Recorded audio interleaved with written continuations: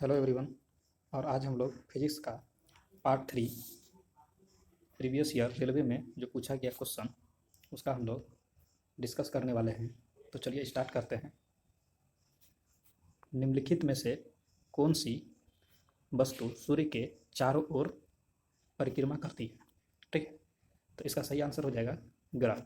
क्या हो जाएगा? ग्रह।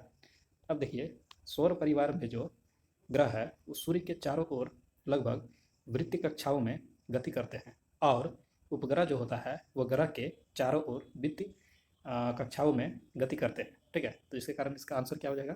Option A. ठीक है, चलिए नेक्स्ट क्वेश्चन। सौरमंडल का हेलियोसेंट्रिक मॉडल सर्वप्रथम किसके द्वारा प्रस्तुत किया गया था?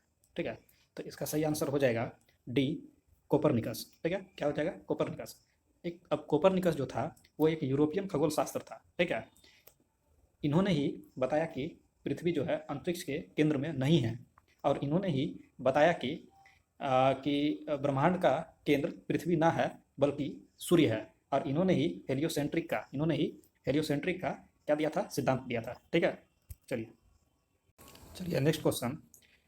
एक वस्तु पर लगाए गए गुरुत्वाकर्षण बल को क्या कहा जाता है? तो क्या कहा जाता है?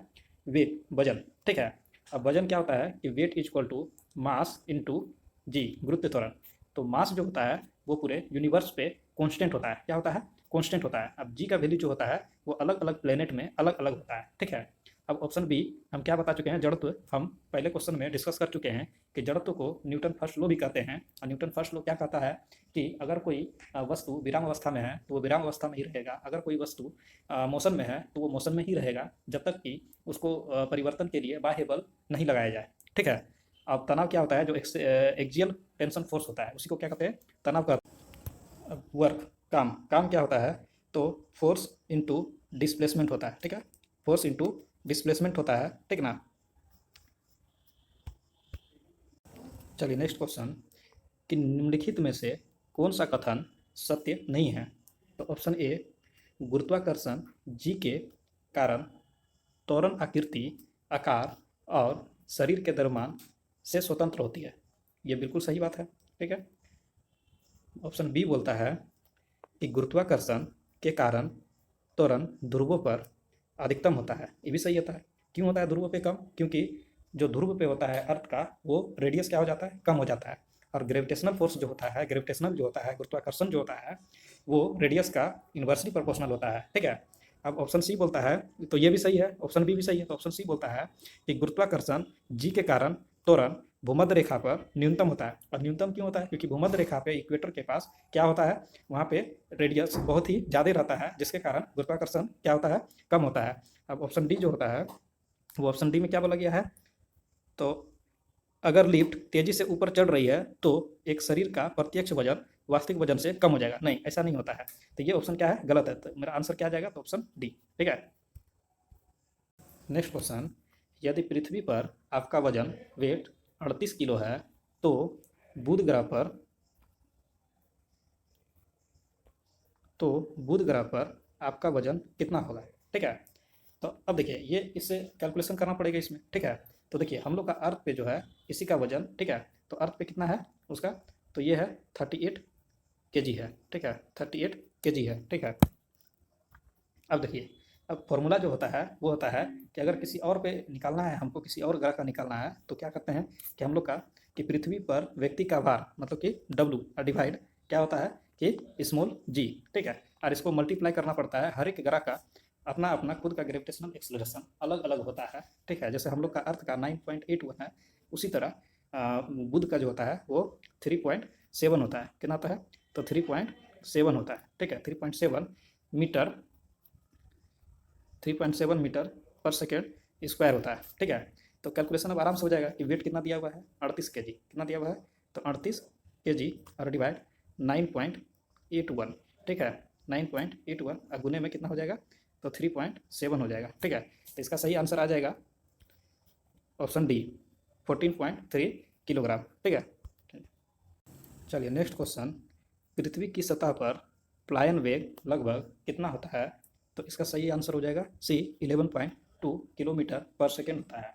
अब प्लायन वेग क्या होता है कि वह न्यूनतम वेलोसिटी, वह मिनिमम वेलोसिटी जिससे किसी वस्तु को पृथ्वी के तल से ऊपर फेंकते हैं और वह पृथ्वी के गुरुत्वाकर्षण एरिया को छोड़ के बाहर निकल जाता है, अर्थात कहने का मतलब ये है कि पृथ्वी पर वो कभी लौट कर वापस नहीं आएगा। ठीक है, इसी को हम लोग क्या बोलते हैं कि फ्लायन वेग यानी एस्केप वेलोसिटी। ठीक है, चलिए चलिए नेक्स्ट क्वेश्चन, निम्नलिखित कारणों में से किसके कारण बादल आकाश में तैरते हैं?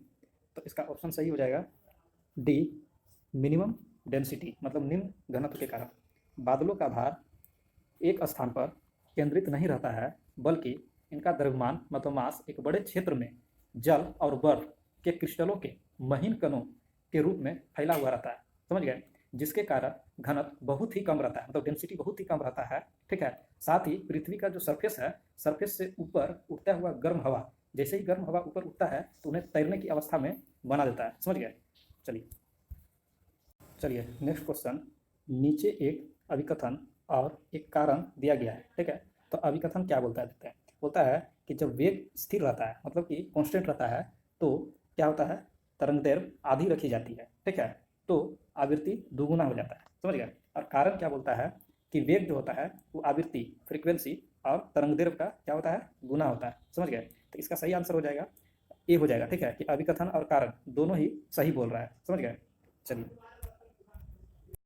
चलिए नेक्स्ट क्वेश्चन, अधिक ऊंचाई की उड़ान पर विमान के अंदर का दाब क्या होता है? तो इसका सही आंसर हो जाएगा ऑप्शन सी, कि बाहर के दाब जितना ही होता है, ठीक है, जिसे वायु पंपों द्वारा कायम रखा जाता है। ठीक है, तो बोलता है कि अधिक ऊंचाइयों में अगर विमान उड़ रहा है तो उसके अंदर का जो प्रेशर होता है और बाहर के जो प्रेशर होता है दोनों बराबर ही होता है। ठीक है, जिसको कंट्रोल कौन करता है, तो वायु पंप द्वारा होता है। ठीक है, जो एयर पंप होता है उससे होता है। ठीक है, चलिए चलिए नेक्स्ट क्वेश्चन, ब्लोटिंग पेपर द्वारा स्याही सोखने का क्या कारण है?